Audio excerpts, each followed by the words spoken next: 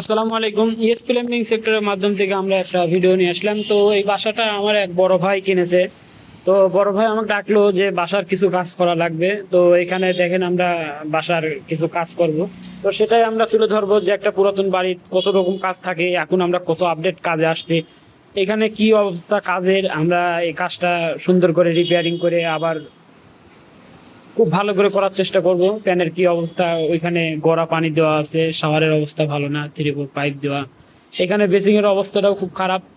তারপরে এখানে আসে, এখানে যে বাম সাইডে এখানে হচ্ছে কিচেন আছে, তো এটা চাবি এখন আমার কাছে আসে নাই।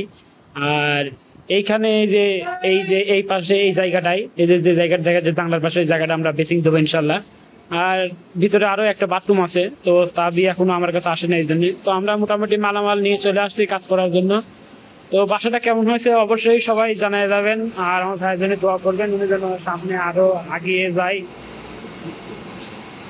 বাড়িটা সামনে থেকে দেখতে খুবই সুন্দর, অনেক সুন্দর লাগে, দেখতেও ভালো লাগে। ইনশাল্লাহ আমরা কাজটা সুন্দর করে করার চেষ্টা করব।